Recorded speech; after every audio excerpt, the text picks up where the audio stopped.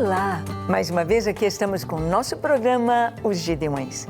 Este programa que veio direto do coração de Deus para você. Isto mesmo, para você que quer estudar a Palavra de Deus, que quer conhecer mais a Bíblia, este lindo livro que traz a história do passado, que traz o presente e que traz o futuro. A Bíblia Sagrada, a verdade de Deus. Estamos passando pela história dos patriarcas, estamos vendo a história de Jacó e os seus filhos. Bem, no programa de hoje conversaremos sobre Benjamim e a morte de Raquel.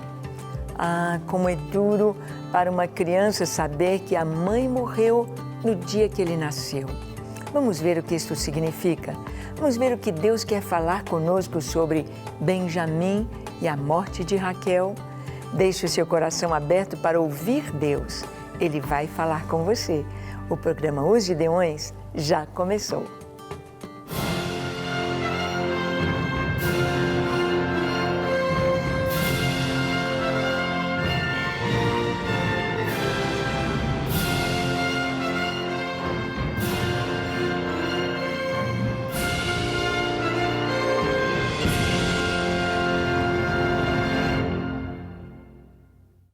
Muito bem, nós sabemos que as histórias bíblicas têm lições tão preciosas para nós.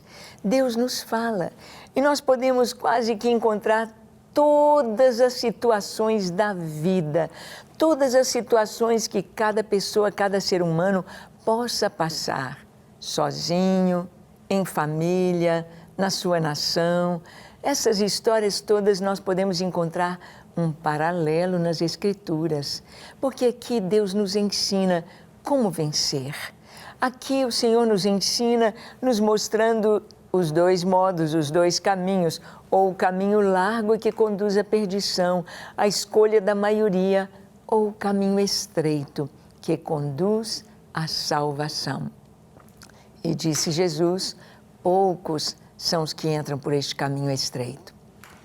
Vamos ver então na história de Jacó, este incidente, o que aconteceu com Raquel e Benjamim.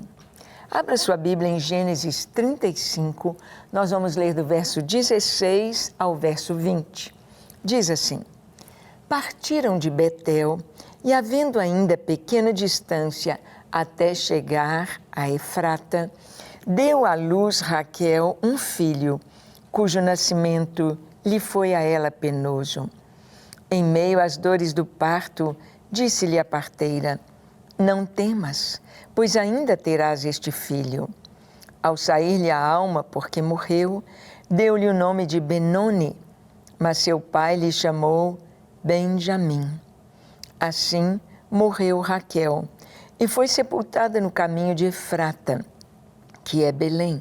Sobre a sepultura de Raquel, levantou Jacó uma coluna que existe até o dia de hoje. Bem, sabemos que este livro, Gênesis, foi escrito por Moisés. E Moisés está dizendo que até os dias dele, essa coluna sobre o túmulo de Raquel ali estava. E até hoje, quando você vai a Israel, quando você visita Belém, ali há um monumento a Raquel. Raquel. Vemos que Jacó estava em viagem, estava vindo de Padã Arã, retornando para a casa de seu pai. Jacó teve uma viagem muito penosa, muito difícil, com muitos atropelos, com muitos acontecimentos difíceis e Deus estando com ele em todo momento. Então, quando faltava pouco para chegar a Efrata, que é Belém, quando faltava pouco para chegarem, Raquel deu à luz a Benjamim. Só que o parto foi tão difícil. Na verdade, Raquel era estéril. Sua irmã Lia era fértil. Lia teve 6 filhos, 4 filhos seguidos. Depois a sua serva teve 2 filhos. E depois Raquel tem mais 2 filhos e uma filha. Ela deu a Jacó 6 filhos e uma filha. Era bem fértil, Lia. Mas Raquel era estéril. E Raquel luta com Deus em oração e ela tem o seu primeiro filho, José. José nasce quando eles ainda estavam lá em Padã Arã, lá onde Jacó estava trabalhando para o seu sogro Labão. E quando eles vêm no caminho, Raquel está grávida. É tão interessante percebermos que Raquel pegou os ídolos do lar do seu pai e trouxe com ela, sem que Jacó soubesse. Por que ela fez isso? Seria devota daqueles deuses? Na verdade, aqueles deuses, aquelas imagens de escultura, aquilo ali era um selo de primogenitura. O primogênito haveria de ficar com aqueles deuses. Aqueles deuses seriam os abençoadores da geração seguinte, ficariam com o primogênito. E Raquel pega aqueles deuses. Quem sabe ela estaria apegada àqueles deuses.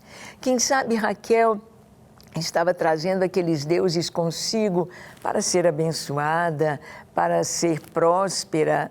Não sabemos bem, a Bíblia não nos fala claramente o que estava na cabecinha de Raquel quando ela pegou estes ídolos. Mas o certo é que quando Labão alcançou Jacó estava vindo com a sua família, voltando para a casa do seu pai, sem se despedir de Labão, sem dar nenhuma satisfação, porque ele percebeu que tanto Labão quanto seus filhos já não olhavam para ele com bons olhos. Já estavam olhando para Jacó como se Jacó estivesse fazendo alguma coisa errada, porque Jacó estava se enriquecendo e Labão diminuindo os seus rebanhos. E Jacó enriquecendo, porque Labão estava sendo injusto, desonesto com Jacó. E Deus começa a abençoar Jacó. Aí a gente aprende que deixe a justiça de Deus agir na nossa vida. Deus sempre age com justiça. Mas Jacó não sabia que Raquel pegou aqueles ídolos do lar.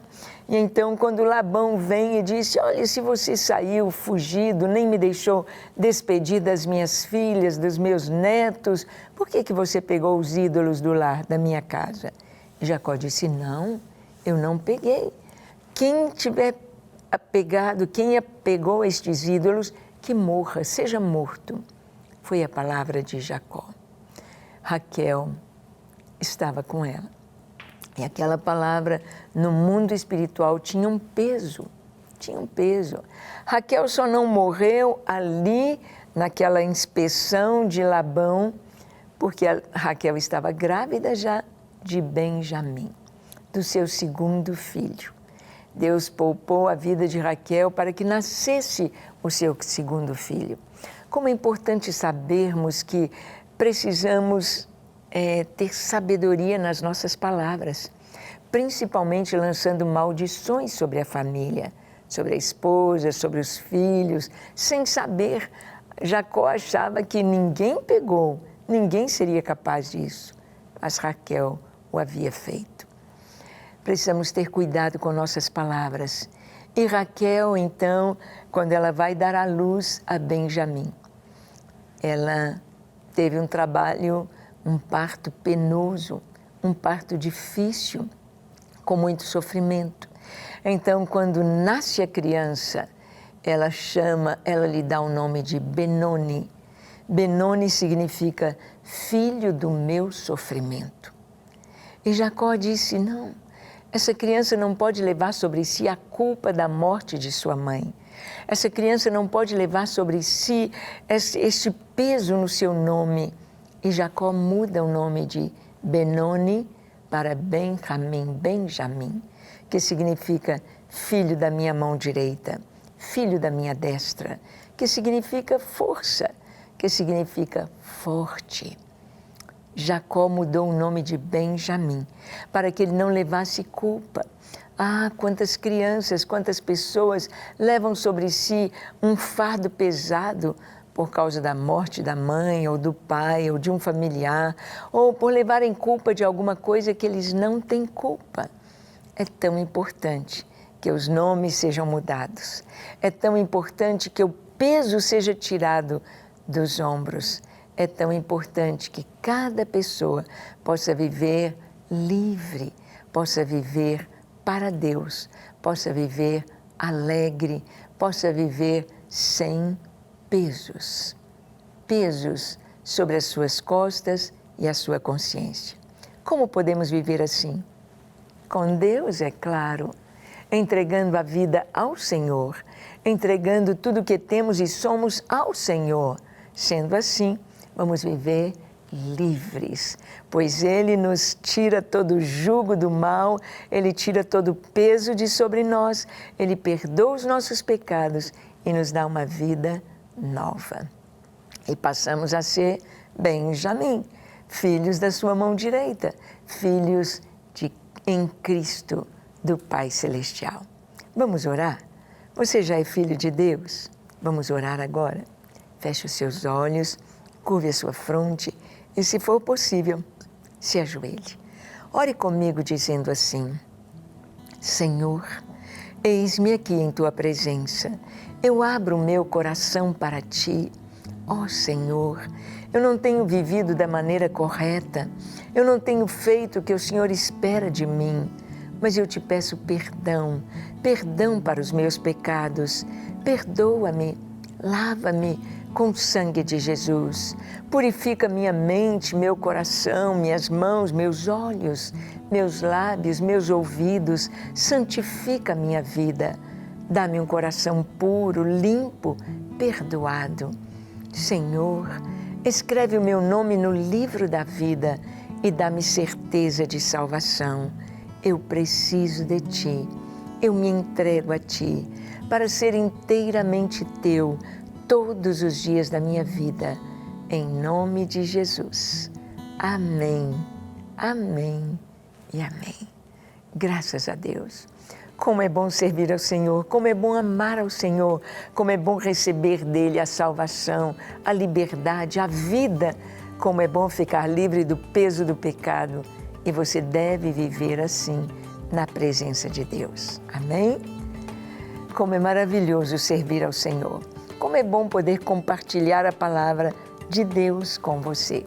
E estaremos aqui no nosso próximo programa compartilhando esta palavra.